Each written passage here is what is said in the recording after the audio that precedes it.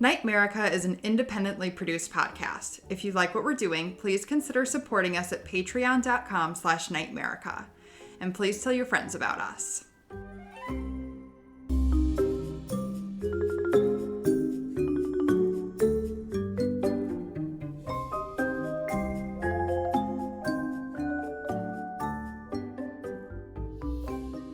Welcome to NightMerica, a podcast that takes you on a tour of the abnormal, paranormal, weirdly true, and truly weird in every corner across this nation. Because, to paraphrase Ray Parker Jr., whether it's ghosts, aliens, monsters, or monstrous humans, there's something strange in your neighborhoods. Episode 16, Hitching a Ride with Death. Or, I guess we could go with Highway to Hell, or Death as a Passenger. I don't know. Basically, we're talking about cars. I like Highway to Hell. Yeah, well, so does AC/DC, but it seems like it's the very Obvious. on the nose. Anyhow, I'm Aaron Sagers, co-host of NightMerica, as seen on Paranormal Caught on Camera, Paranormal Paparazzi, Paranormal Lockdown, and also founder of ParanormalPopCulture.com. And as always, joined by Britt. Hello, NightMericans. And so, yeah, we're going to be talking a little bit about cars and car culture, I guess. And do you have any affinity towards vehicles or anything? Or are you a car kid? No, I am most definitely not a car kid. But I did love my first car. I inherited it from my older sister, who inherited it from our grandparents. They are still, but at the time they were competitive bridge players who were traveling around the country. So it had like over 100,000 miles on it. It was like a gold, ugly Toyota Camry where the Y had fallen off the logo on the back, so we just called it the Camry. Mm-hmm. And I loved it. And one day coming home from work, the antifreeze exploded and the car just started gushing out smoke. And I was terrified, but I still just drove the rest of the way home and had to get a new car. And then I had my Toyota Yaris, which I also loved. And I didn't know that rotating your tires is not a scam. I was always raised to believe that it was a scam until I got into a really terrible accident. Okay, so you were not raised my by tires car were people. completely bald. Sorry. No. You were not raised with any kind of car knowledge. Okay, well, no. I wouldn't say that I love cars, but I wouldn't say that I'm the most mechanically gifted person. I can do things on a vehicle, and I was lucky to have never a sexy, fancy car, but I had some cars that were able to go fast, and I do like going fast, but I like car culture a lot. I like the idea of road trips and also that connection to sort of American culture in particular in the 1950s, when suddenly it was pretty common for everybody to own cars, and there was everybody was taking to the road. There was Route 66 was sort of this romantic road, and also a road with a lot of paranormal stories and occult stories connected to it. So the idea of traveling was, it's just always been so wrapped up with mystery and things like that for me. So I like car culture. I like that history of it. And yeah, I get that. And yeah, so, and when you think about it, people put a lot of energy into their vehicles. Not everybody, but they take a lot of care in it. Clearly not you. Are you looking at me when you Clearly say that? Clearly not you. But put a lot of their personal energy into it. It's also something that they drive every day to go to school, go to work. There's some people that have real emotional moments in vehicles, like arguments or passionate moments, first kiss. So cars are just like almost like an extension of us. They are very much a part of For part of sure. us, part of our Oh, I personality. still love like my very first boyfriend. He had a Mitsubishi Eclipse, and I just thought it was like the coolest looking car ever. And I still feel sentimental when I see them. Although I don't think it was the coolest car ever. I don't want to burst your bubble Oh, it on most that. definitely But wasn't. so yeah, so we're gonna talk a little bit about some stories involving cars. There's a lot of them. This is like another topic where there's just so much to cover, but we're gonna just tell two stories and then we can circle back at another time. So I'm excited about this. And I think we're both doing ghost stories, sort of. I am not doing a ghost story. Oh, okay. Well, I was wrong. I did not plan properly. Well, okay, well, before we get into it, let's get some news items out there. What's happening in the world of the weird as far as news topics on your end? So, well, weird news. Who had meth gators on their 2020 bingo sheet is the question. I saw that come across as a meme on Instagram and I was like, this is stupid. Like just another meme, whatever. And then I started researching it and it turns out while executing a search warrant in Laredo, Tennessee, believe it or not, not Florida, because when you say meth gators, you instantly I think am of Florida. shocked. It was actually Yeah. Tennessee. The tenant that they were searching was caught flushing his meth down the toilet. And the police that witnessed this went on their Facebook page and posted, and I quote, folks, please don't flush your drugs, okay? That's literally what they posted. Because I guess in this area, the water is cleaned and treated and then released into this creek where waterfowl and, you know, whatever else lives in a creek and gators live. But if you flush meth, they aren't set up to treat for meth. And so the meth just goes straight into the water, and then the gators start getting twitchy and picking at their skin and hearing voices and getting all tweaked out. So don't flush your meth, It's friends. a good Don't do meth, but also don't it's flush an it. important PSA from NightMerica to all you Yeah. kids out there. Don't flush your meth. And think of the Gators. Won't someone please think of the Gators? You got to. We do not want methy No. gators. We already had murder Yeah. hornets. Yeah, that's not good for the Gator community. Well, I went in a different direction as far as news go. So, we there's a lot of talk about Confederate statues that are Mm. around the country, especially down south. Now, a lot of these monuments to Confederate figures like Robert E. Lee and such, those were not put up right after the Civil War. They were oftentimes put up much later and well into the 20th century as essentially intimidation tactics against black citizens. Sort of, we're still in power kind of message. So it's part of black intimidation. So I think rightly so. There's a lot of movement to have these removed, have these pulled down. We're seeing Mm-hmm. it a lot. But what are we going to replace them with? Well, so glad you asked. Well, you didn't ask that. I asked that. Well, what about monuments to cryptozoology and perhaps even more specifically, Mothman?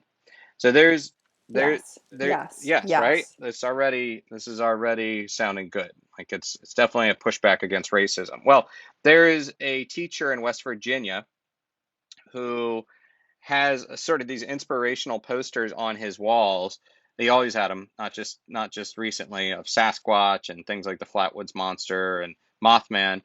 And his whole idea is that he wants to talk about these figures that he thinks are part of the past and history of West Virginia and can be a way of honoring that past. And he said that this is, I mean, indeed, this is a character that is part of Point Pleasant, in particular West Virginia, where locals Mm-hmm. did spot the Mothman immediately prior to the 1967 Silver Bridge collapse, which killed 46 people, which is worthy of some sort of memorial testament.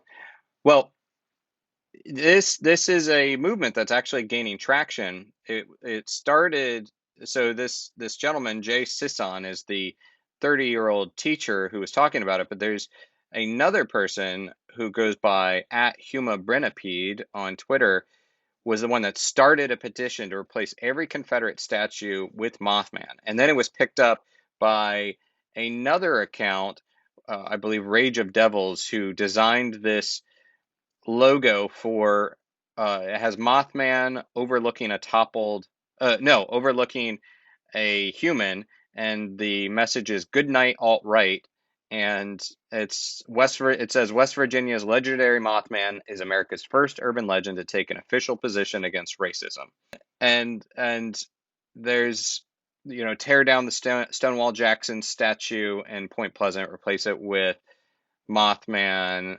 So this thing is picking up some traction, and I don't know if it's gonna go anywhere, but this argument that the Confederate statues are celebrating history, well, they're not. They're created specifically to intimidate Black Americans. So instead of, if we want to remember the past, let's remember it, honor things that were either part of a tragedy, but part of a moment in history, and also is not racist and not a symbol of white supremacy or not a symbol of slavery. And also the Mothman is just freaking awesome. So awesome. So this, is there a petition that I can sign? Yes, there is. So you can find this. This article was published through Mel Magazine. So you can go find the link to the petition there. But I'm pro Mothman statues. There is already a Mothman statue in Point Pleasant. It's worth noting. I think it's very tall. It's like 12-foot tall statue. So, we just need more. So that one was put up in 2003. So let's get more Mothman statues out there. Let's just replace all of them. Like, why don't we have one for Sasquatch? Well, I think a Jersey Devil would be especially noteworthy in the Pine Barrens, and Sasquatch. There are some statues of Sasquatch out there, but not in a town square, and that's what I want. That's what I want. What's so funny is we're recording this after Father's Day. On Father's Day, I was at a gathering with just both my grandparents and my parents, and my maternal grandmother had never heard of Sasquatch. Can you believe that? Had she heard of Bigfoot?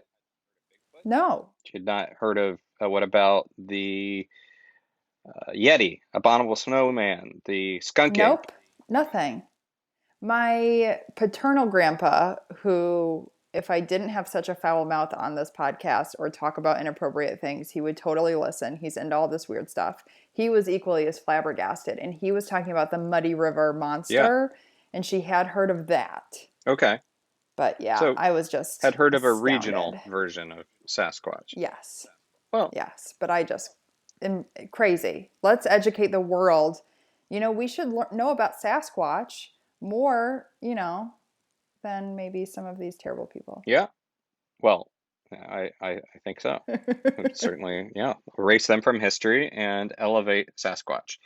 So, and you know what? We're all about people learning things on this podcast, and you learn and you grow. And you're passing along to your grandmother tales of Sasquatch and Bigfoot, and I'm all about it. Well, before we dive into the topic, let's hear from our first sponsor. Seems like a good idea. Is Brooklyn one of the most haunted places in America? It's a worthwhile question. And this podcast happens to be brought to you in part by Brooklyn's one and only mobile ghost tour, Madame Morbid Trolley Tours, which is the official haunted tour of NightMerica.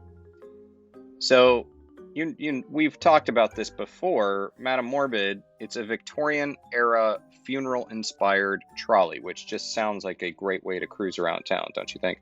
The only way I want to cruise around town. The only way? See, you're making a bold claim. You're just planting a flag in only if it's not Victorian-era funeral-inspired trolley. It's why bother? It's crap, according to Britt. Well, then that's why you should go on a Madame Morbid trolley tour.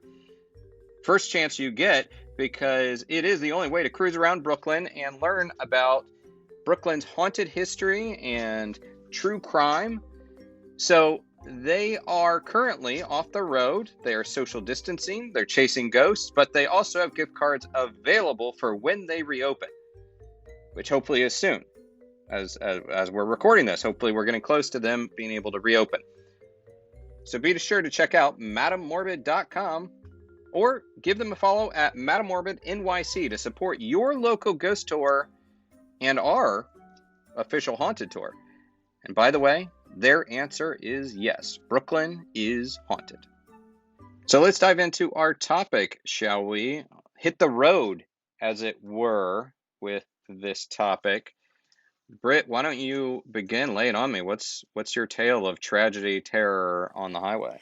Yeah, so I found this story online just as like a one blip line in some like true crime thing I was reading about the missing girls of Carlton, Texas, which I had never heard of. Um, most of my article or most of my information I got from a Medium article by Nicole Henley, as well as the Doe Network, who is doing incredible work. And then the book This Night Wounds Time by Sean Sutherland. But just to get started, on March 19th, 1988 was the last night Stacy Elizabeth Madison and Susan Renee Smalley were ever seen alive just west of Dallas, Texas. Stacy was 17 years old, working 2 jobs in high school while maintaining good grades, and was on the path to be a business major at the University of North Texas. So get it, girl. And then Susan was 18. She was a waitress at a restaurant called Steak and Ale. Really want to eat there. Excellent sounding name. I've been there. It's a chain Shut up. of serious. Well, it used to be. I don't know if it still is, but it was a very fancy. Mhm. It was a very fancy chain in my young mind, so it was a Ooh. big deal when we would go there. What was your But favorite thing to eat? I don't even recall. I seem to think they had a really good salad bar. I'm all Hmm. about salad bars. Hmm. Although now in our post-COVID world, I'm really not about salad bars, but not post-COVID That's world, so but true. current COVID world. But but I digress. Steak and Nail, sure. Yep. They're getting an unofficial, I don't even know if they're in business, but we'll give them some free advertising. Absolutely. So, Susan, yeah, she was working there as a waitress in high school while also maintaining excellent grades. And I think I read that she was also on the honor roll. So, these are 2 like powerful high school girls. Susan didn't have any specific college plans, but she was saving up to buy a car and moving to Florida after high school. Uh, and she was just really mature for her age. Like, if you look at pictures, I'll post pictures on our Instagram. She was one of your friends in high school that looked like you would have teased her for being the group mom, but everyone loved her. Like, she just was a really incredible friend. I honestly could not read one bad thing about these 2 girls. So, Stacy, on the other hand, already had a car that was her pride and joy. It was a 1967 Ford Mustang that she had painted in their high school colors of green and gold. Baller. Yeah, I mean the car sounds awesome. I don't know if I'm all about the green and gold, but I mean, I didn't care for high school, so like I would not have painted my car those colors, but like she's got pride for her school. It's cute. Um, she had saved up her money from her 2 jobs to buy it for herself and just really took care of it, unlike me in high school. And just like she loved going out with Susan and like driving around town. My best friend in high school and I, Inga, we would like drive around town all the time. We would listen to the White Stripes like super loud and just think we were so cool. So I can so put myself in the headspace of these 2 girls.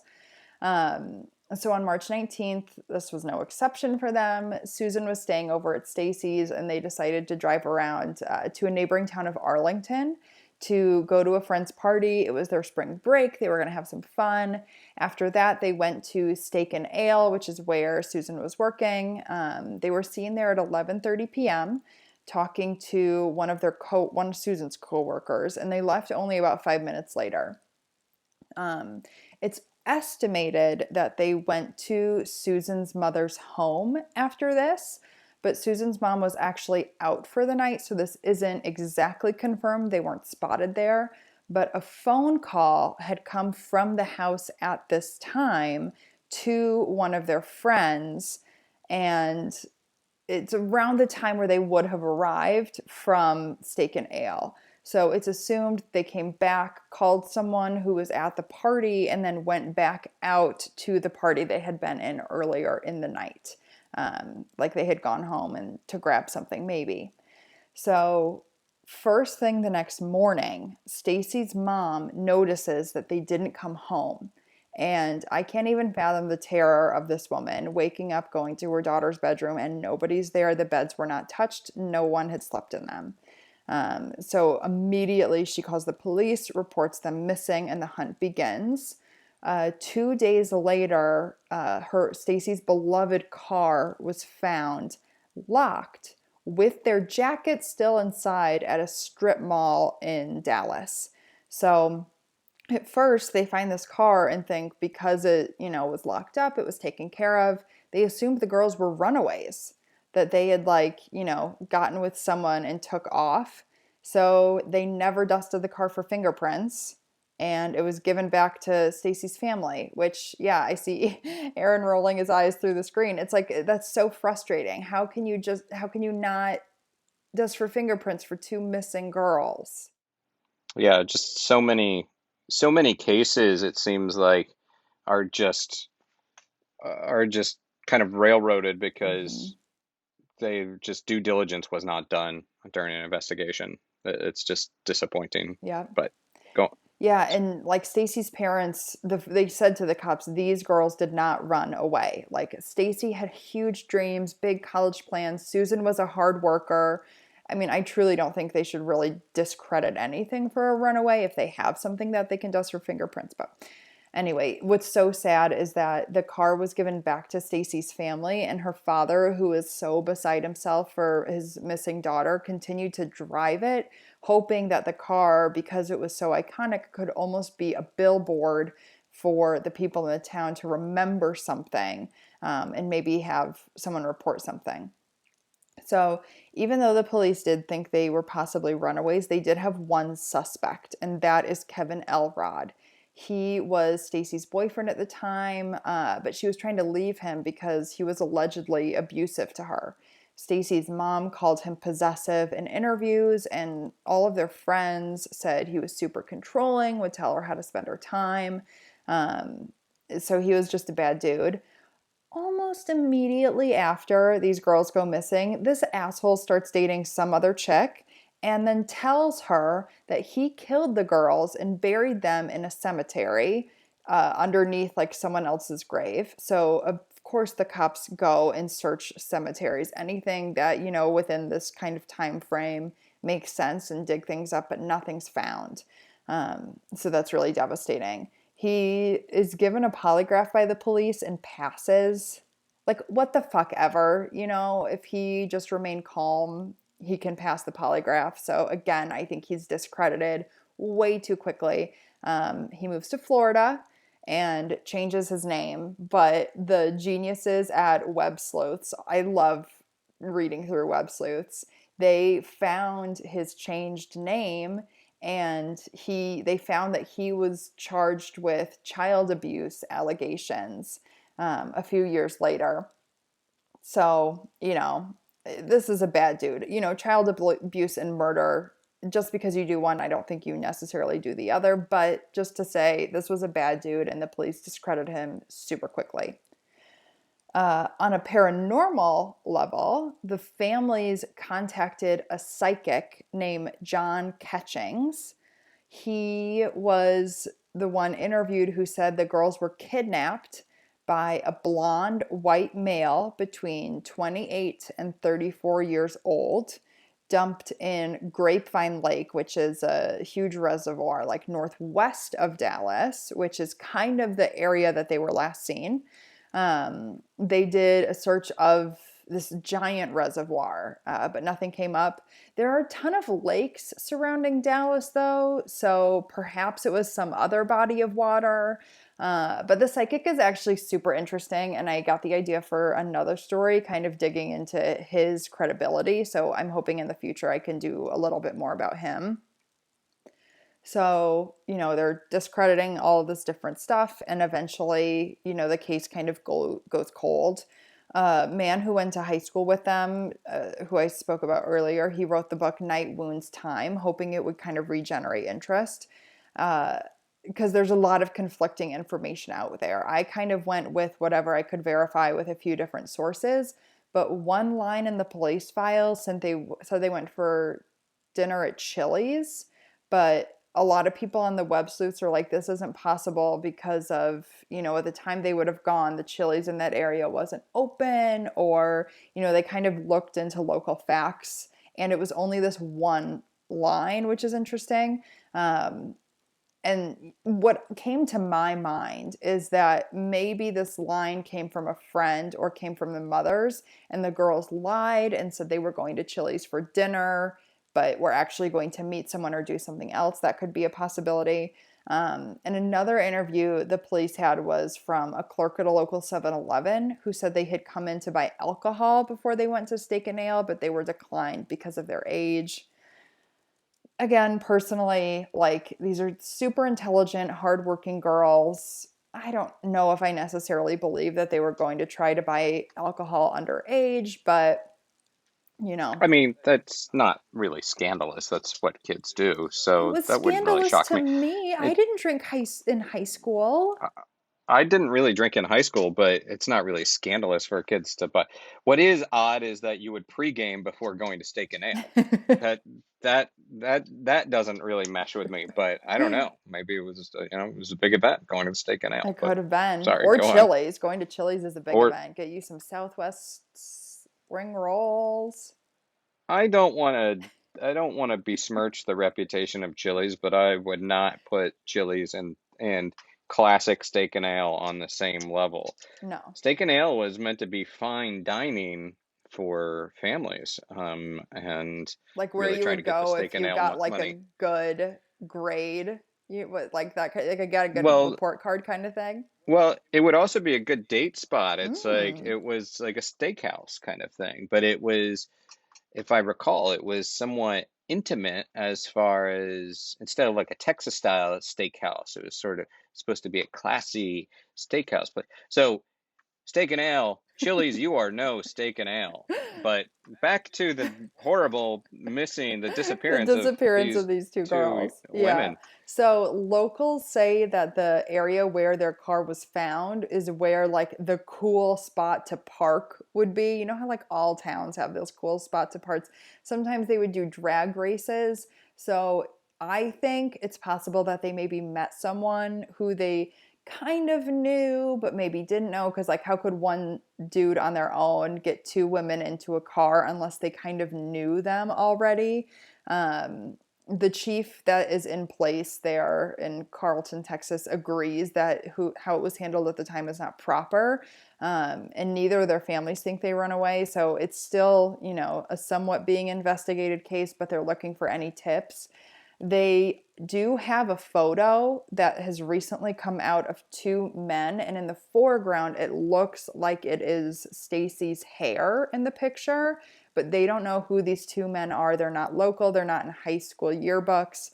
So I will post this on our Instagram, and I will post the link on our Patreon. If you know of someone in this area who can maybe identify these guys, it was not that long ago, 1988. Maybe they know someone. They don't think these guys are the suspects, but they think they maybe were around that night and would know. You can contact the Carlton Police Department. I'll put their information on our Patreon account. But hopefully, maybe we could help get this case solved, because these two women are missing and it's just really devastating for their families. So the guy that was the ex-boyfriend Mm-hmm. of Stacy, Mm-hmm. right? He's okay. So he, would you say he's exonerated of their death? He said that he killed them, buried them in a graveyard, but he passed the polygraph test and then Mm-hmm. he, skipped town. But but he wasn't ever charged with anything, and they never really pursued him as a main suspect. Correct. I think he possibly was involved.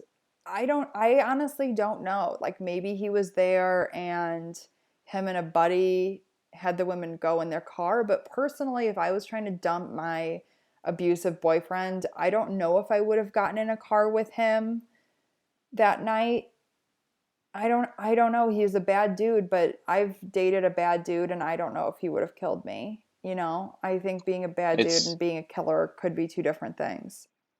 sure, yeah, they're not all bad dudes are killers, even Mm-hmm. though all killers Are are bad probably bad dudes or dudes. bad women if Well, you're Eileen Wuornos. correct.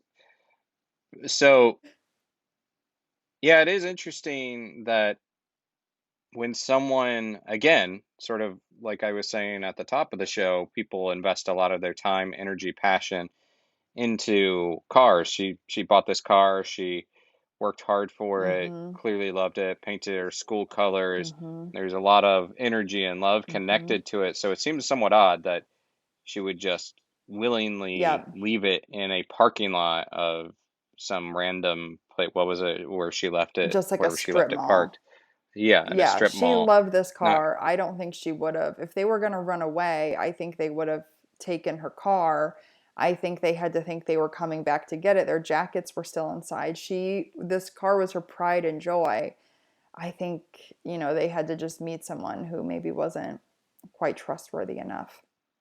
or see, my mind goes to what because again, if you're really I don't presume to be in the mindset of this young woman, but if you're all about this car, you wouldn't just leave it in a strip mall. You would Mm-mm. park it at someone else's house, someone you trusted, somewhere where you knew that it was going to be safe. So my mind then goes to that someone else was in that car, was driving that car at some point Oh. and parked it somewhere and left it. So, and I tend to think that if this is foul play, it would have involved more than one person. So you could have even had one person that ended up being driving it to that strip Mm-hmm. mall, leaving it behind, and the other person up to, whatever nefarious deeds they Mm-hmm. were up to. So, That's a good yeah, it point. doesn't make sense to me that you would just leave your car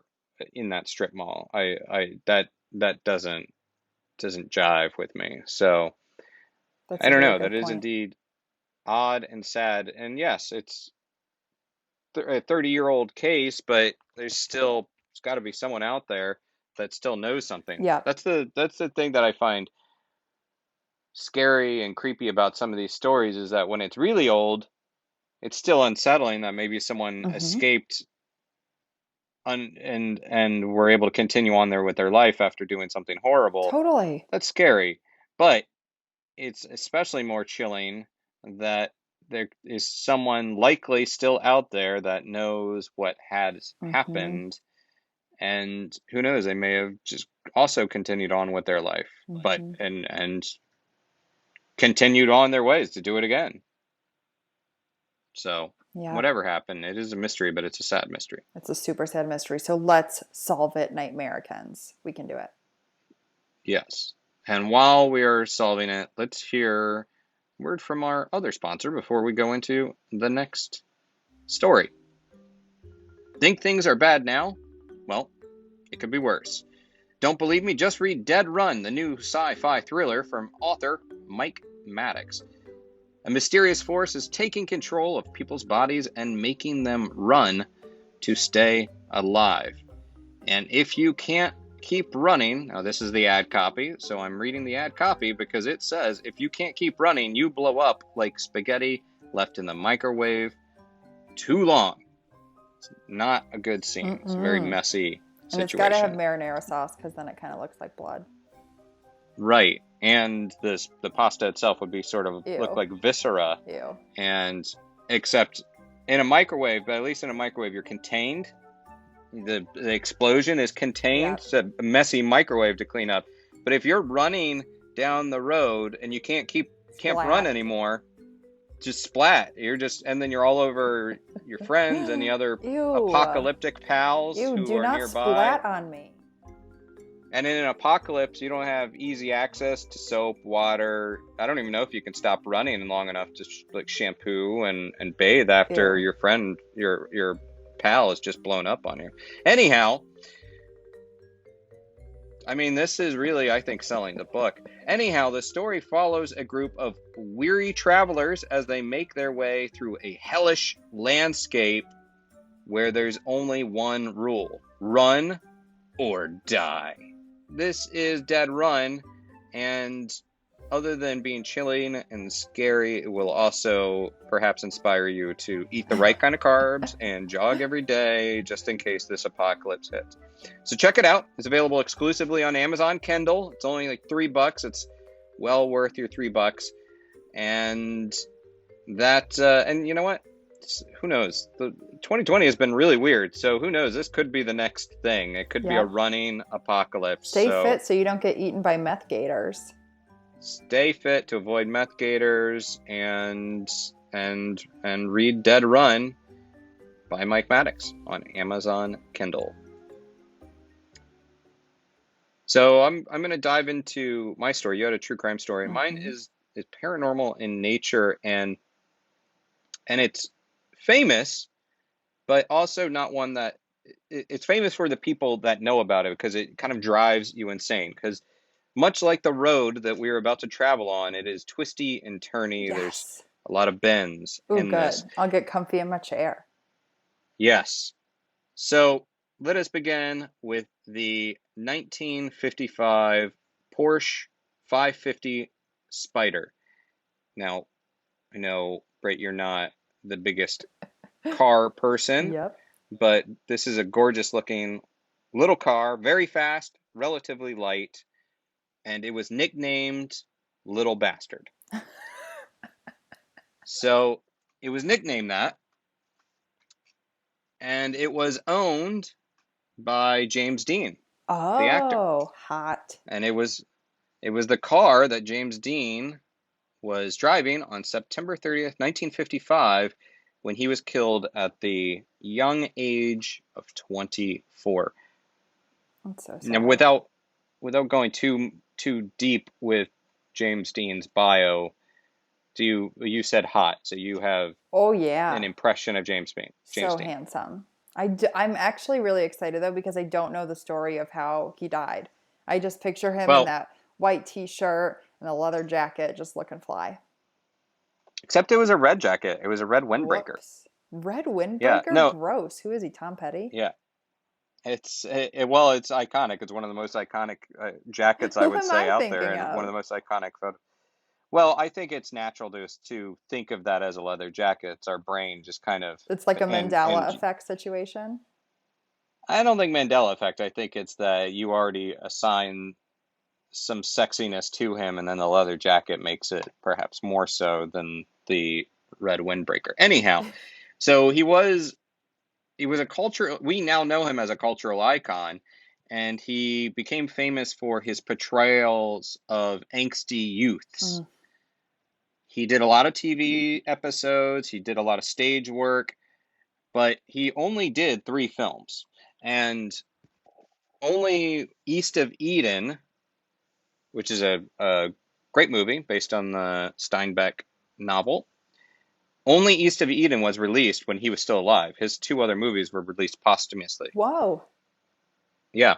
And he was nominated posthumously for his role in East of Eden, because it was released, and then shortly thereafter he died. He was actually the first person to be nominated for an Academy Award posthumously. Rebel Without a Cause and Giant were his 2 other movies, released after he had died. So James Dean was into auto racing, and he was actually pretty good at it.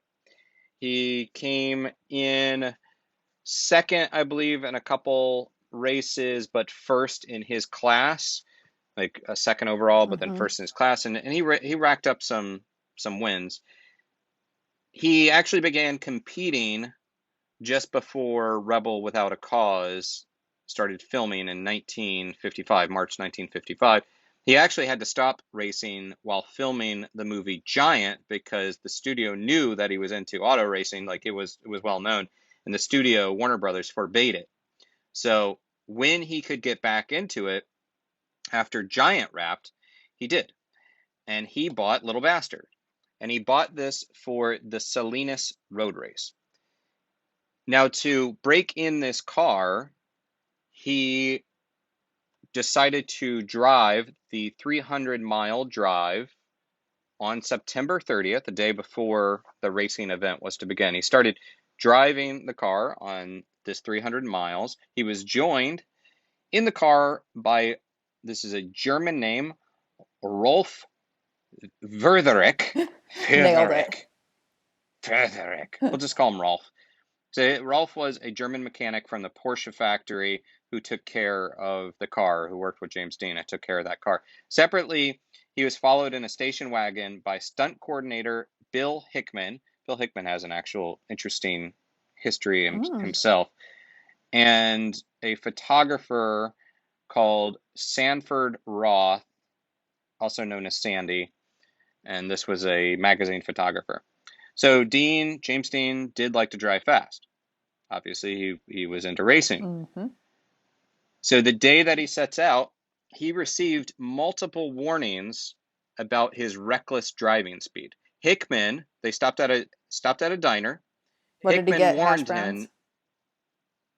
him. I believe the record that I have is that he drank a cold glass of milk. I don't know what he ate. But so when they pulled over at a diner, Hickman warned him about his speed. Dude, you got to slow down. At 3:30 that afternoon, a California highway patrolman stopped Dean and wrote him a ticket. This was south of Bakersfield for driving 65 miles an hour in a 55 zone. Hickman, behind him, also got a ticket for driving 20 miles over the limit because he was following Dean. They were trying to keep up, but he was also towing a trailer. So later that day, they stop at a gas station. They run into a couple other fellow racing friends of Dean's. And again, they warned him about speeding because they had also gotten tickets that day. So slow down, the cops are out. At this point, Hickman and Roth, Sandy Roth, were trailing behind. Like Dean had gone ahead because he wanted to really see what his car could do, go fast without worrying about the station wagon behind him. Eventually, they do catch up with him. And on another stop, when Hickman catches back up with Dean, he warns him again. And he actually says, it was actually difficult to make out your vehicle. It was a silver vehicle. It almost blended in with the highway. So another warning. So around 5:30 p.m., Dean is driving upwards of 85 miles an hour. Now, there was a California highway patrolman who later on said that he was on the scene, and he said that Dean was probably only driving 55, but it has been documented that he was driving 85 miles or faster. Anyhow, a Ford Tudor, which is a classic car, very big, chunky car, heavy car. Again, remember, Dean's car was very fast, but very light. This Ford Tudor was making a left across Route 41, and as he was crossing the center line, Dean tried to avoid this Ford, but instead the two cars met head-on. The Ford did try to stop, but he had slid forward, so they collide in this westbound lane, and at this point the Spyder, Little Bastard, basically goes airborne. It's flying through the air. Neither Rolf nor James Dean were wearing seatbelts, which is not really that surprising. Yeah, in 1955, that's not really surprising. They hadn't really caught on yet. It wasn't widespread, but they did have them. Neither was wearing a seatbelt. Rolf was ejected from the convertible. Again, this is now midair. He eventually, when he landed, he broke his jawbone and his thigh bone was shattered. Dean, unfortunately, did not fare as well, and instead he was trapped in this car, and when the Spyder hit the ground and rolled, it was like being crushed in a tin can, and it buried him in this twisted metal, and he sustained massive head injuries. Apparently, he died on the way to a hospital, but I would not be surprised if he was already just destroyed but even before then. So at age 24, James Dean died in 1955, September 30th, 1955, before his two other movies come out. Now that's sad on its face, but let's flash back. 2 weeks prior to James Dean, actually even flashback a little further, a couple weeks before then, James Dean filmed a PSA for the National Safety Council. He was filming on the set of Giant, and it was an anti-speeding PSA. And on this PSA, he's talking about how he doesn't like to speed and he only wants to speed on the racing track because drivers out there are crazy. So be careful because, quote, remember, drive safely. The life you might save might be mine. Oh, This was that's filmed so a couple creepy. weeks prior. And that line was actually ad-libbed. The National Safety Council's tagline was the life you might save might be yours, I believe. So he ad-libbed it to say might be mine. So creepy. You can watch this PSA on YouTube. Okay. Now, that was a couple weeks prior to his death. Now let's go a week prior to his death, September 23rd, 1955. Sir Alec Guinness, most famous for amongst my generation for being Obi-Wan Kenobi in Star Wars. But he was a established actor in 1955, and he had arrived in Los Angeles. It was his first night in Los Angeles, and he had an encounter with James Dean. And according to this interview, which again you can read, he had talked about this many times. He had passed away, but he had told the story multiple times, and you can even see some video of him telling the story. He encounters James Dean at a restaurant.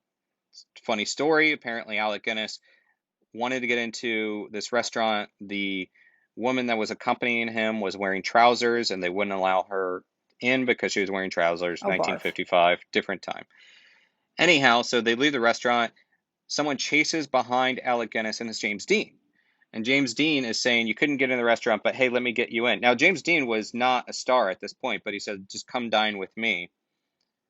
And and Alec Guinness agrees, as they're walking back to the restaurant, James Dean very excitedly shows him Little Bastard, the Spyder. And this is brand new. This is the day that he bought this car, September 23rd, 1955. And very excited about it. And this car was still essentially wrapped up. This was still had sort of the presentation from buying it from the lot. Alec Guinness said he got a sinister feeling about this vehicle. And he said, and these are his quotes now, quote, I said, have you driven it? And he said, no, I have not been in it at all. Guinness said, quote, and some strange thing came over me, some almost different voice. And I said, look, I won't join your table unless you want me to. Very polite. But I must say something. Please do not get into that car, because if you do, and I looked at my watch and I said, if you get into that car at all, it's now Thursday, 10 o'clock at night, and by 10 o'clock at night next Thursday, you'll be dead if you get in that car. Oh, I just got goosebumps all over. And Dean brushed the warning off, and they proceeded to have what Guinness called a charming dinner. And he was dead the following Thursday afternoon in that car. Oh.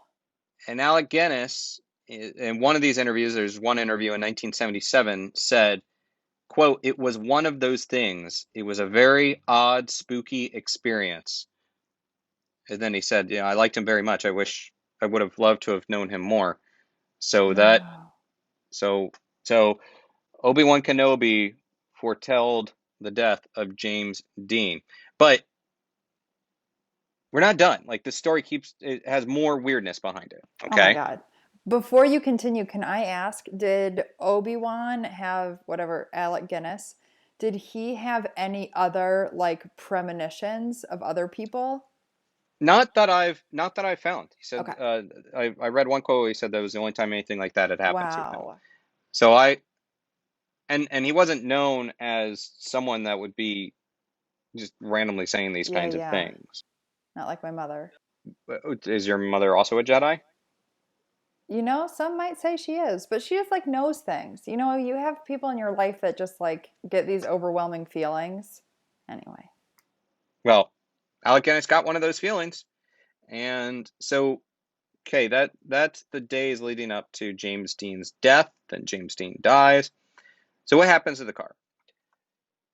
So there's a man named George Barris, and Hollywood fans out there, Hollywood history fans would know him. He customized cars for movies. He customized the Batmobile from the 1966 Batman series. He also did, I believe he did one of the Munster mobiles and Beverly Ooh. Hillbillies cars. And so anyhow, George Barris, he originally customized Little Bastard, the Spyder 550.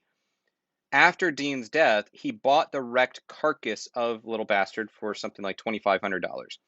And he bought it possibly with the intent of selling tickets and touring it around, or maybe to renovate it.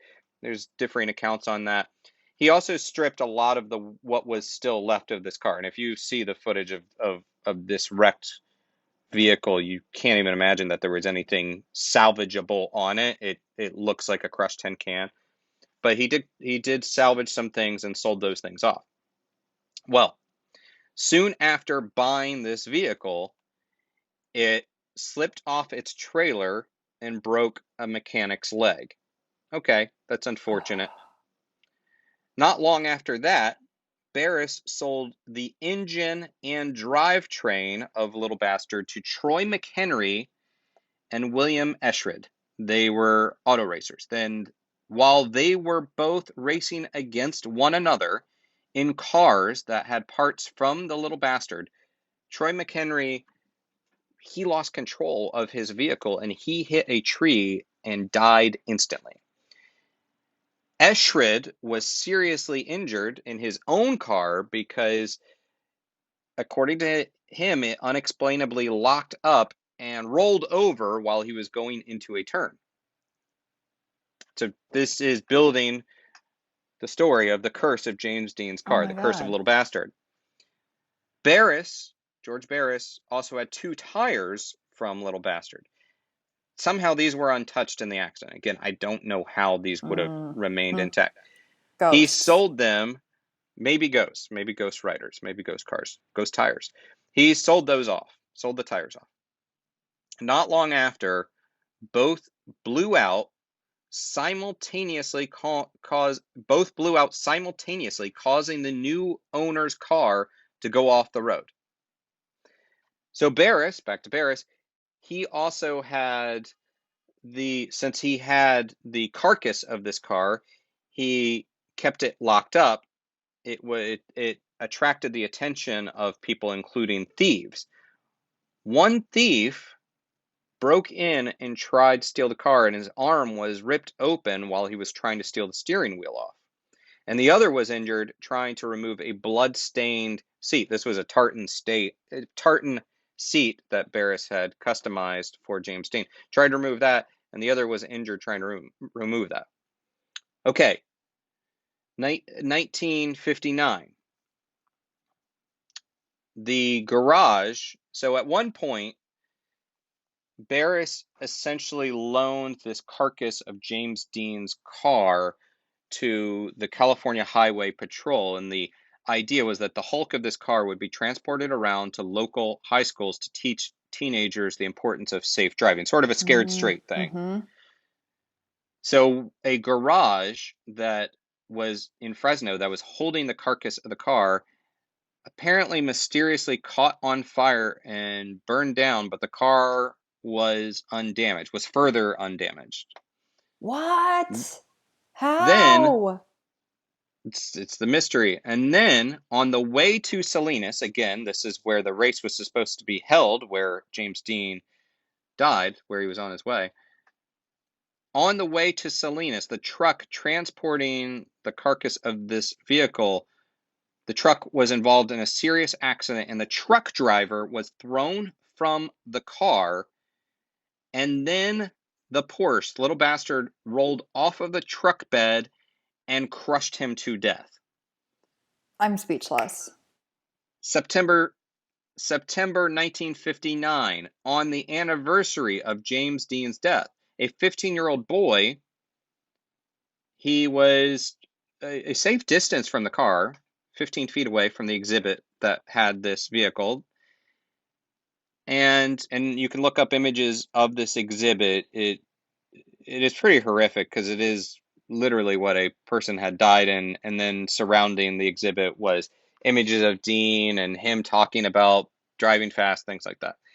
So this boy was looking at this crushed car when I wasn't there, but according to lore, mysteriously, suddenly the bolts, the wire bolts that held the car in place snapped, again mysteriously, and the car rolled forward and ran over him, and the boy's legs were crushed. He survived. The boy's legs were crushed. I've also read that his thigh was crushed, Oh. or his hip. Sorry, his hip. So either his hip or his legs.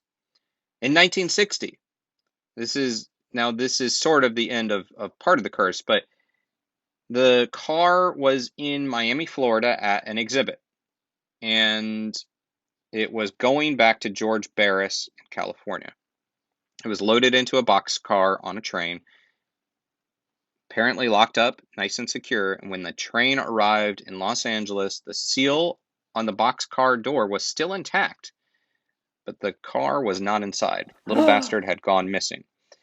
And that is the case to this day, that there have been reports about what happened to the car, but it remains missing. There is one story that Barris himself may have made it go missing, perhaps to collect insurance money. I don't know. Barris died a few years ago, but there was one story that Barris had hidden it behind a fake wall, and I find that kind of cool, that to Super just cool. remove it from sight.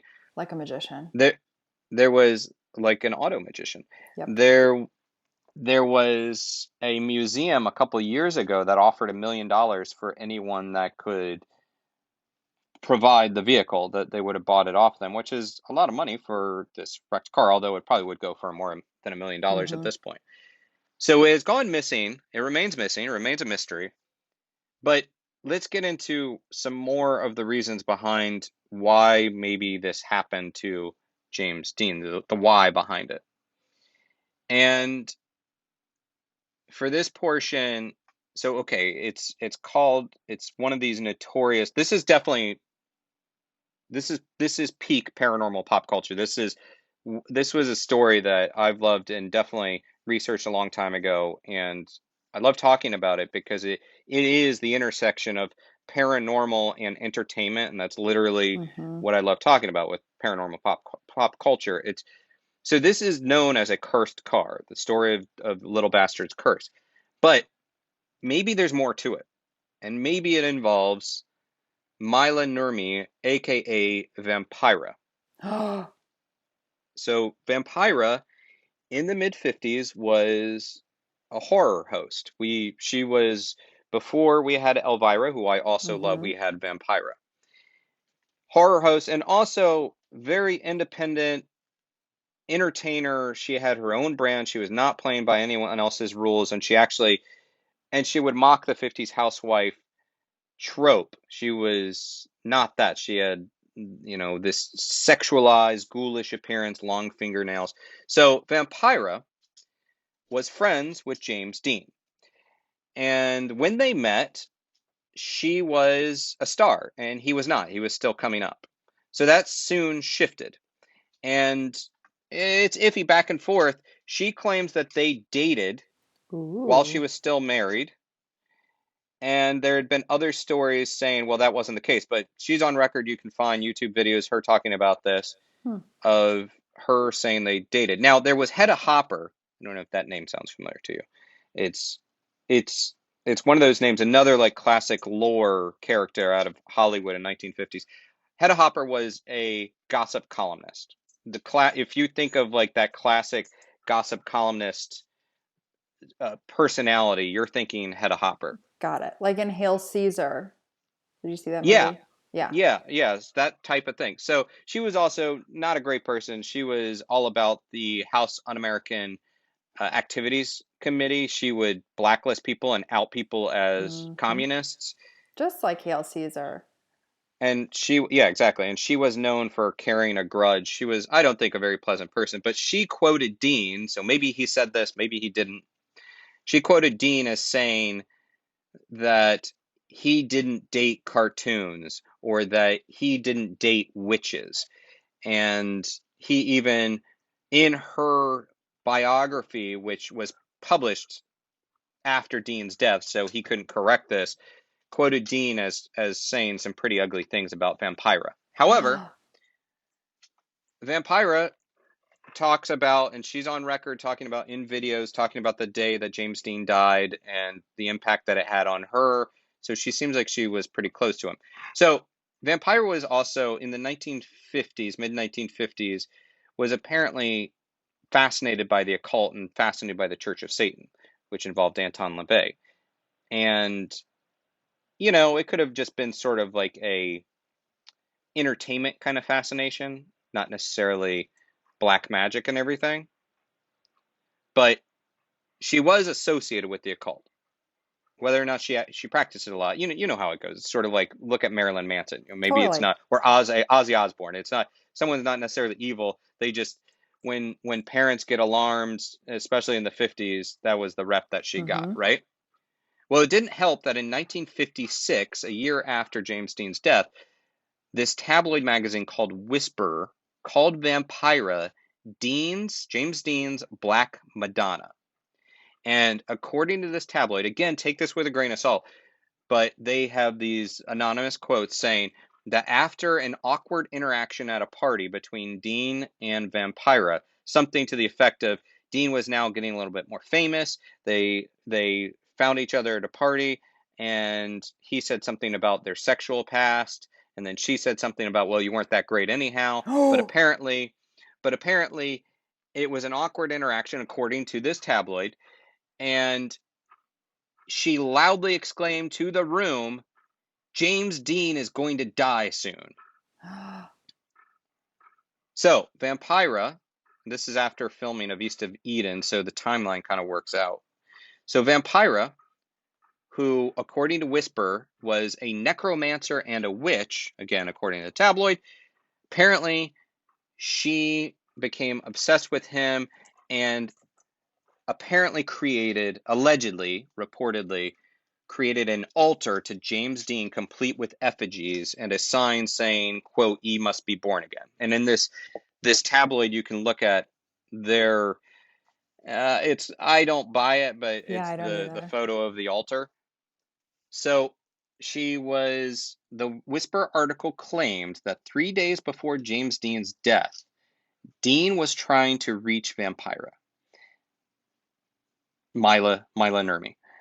And I say Vampira and Mila Nurmi interchangeably because Mila essentially was Vampira, like that she lived that character, sort of like, we associate Elvira and Pee Wee Herman, Hmm. they are that character. Anyhow, 3 days before his death, Dean was trying to reach Vampira.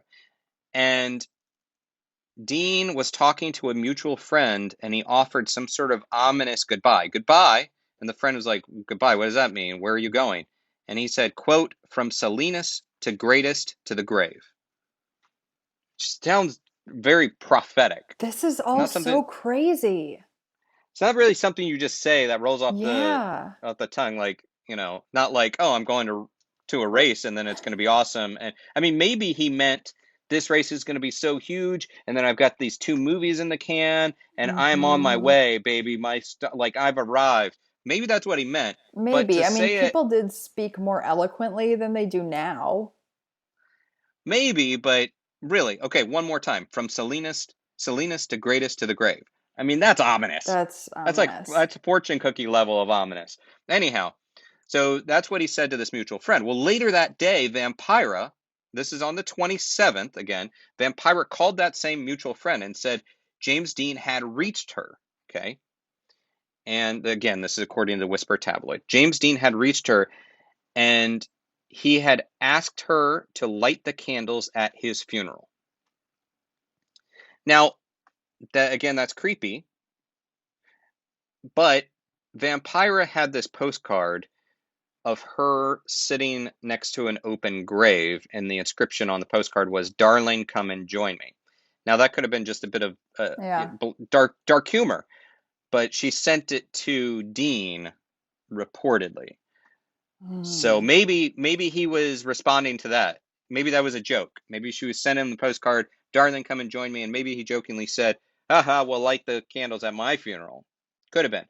But the Could have way it been. was phrased is all very ominous. Yeah.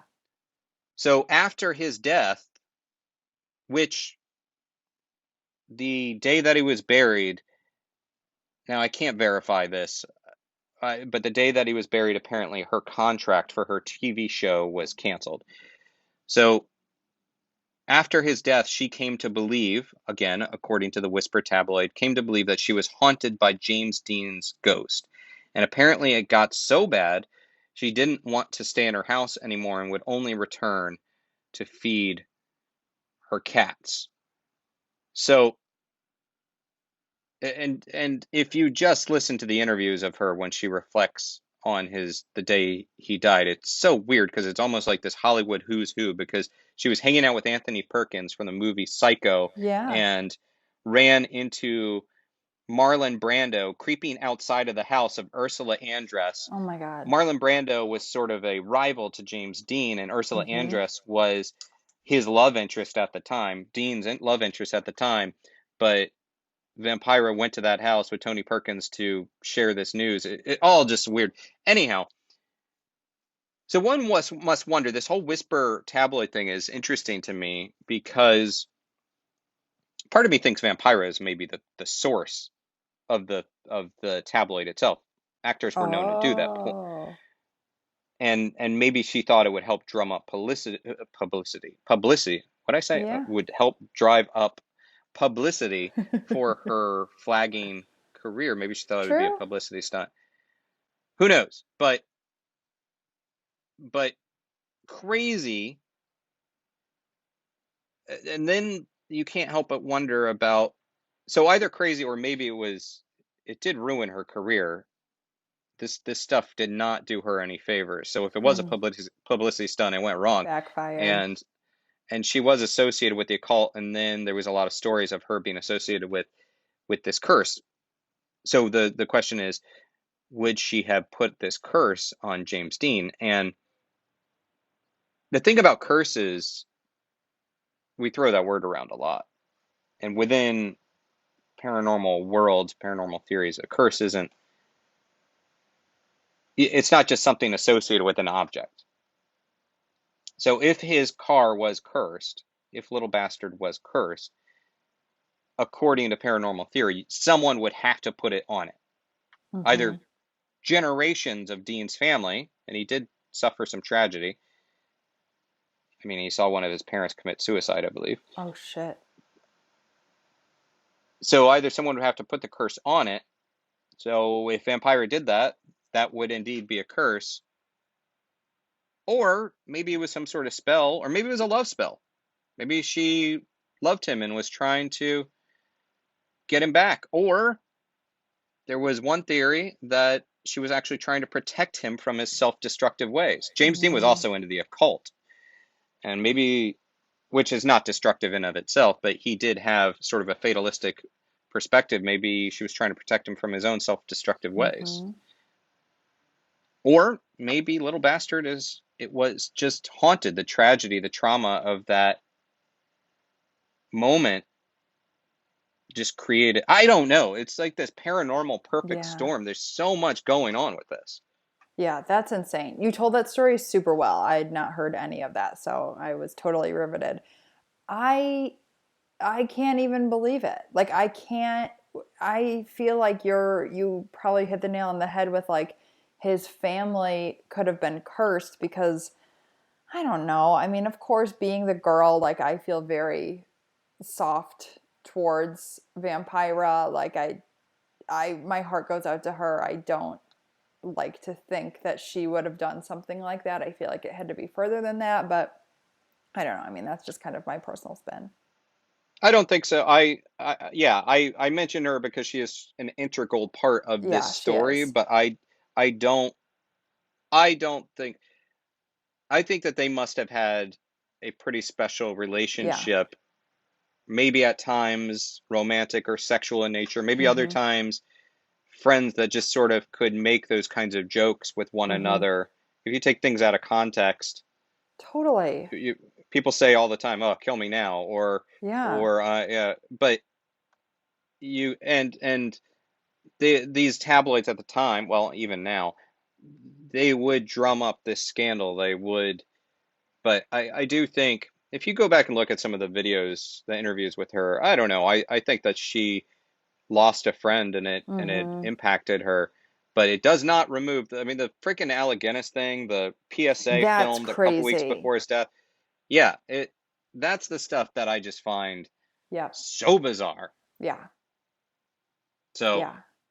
that's the story of Little Bastard, the curse of Little Bastard. I do think that Little Bastard is out there somewhere, and maybe one day we will find it. Although, just to be safe, if you happen upon Little Bastard behind a false wall Oh my God. or on an exhibit, stay far away. I will not go close to that.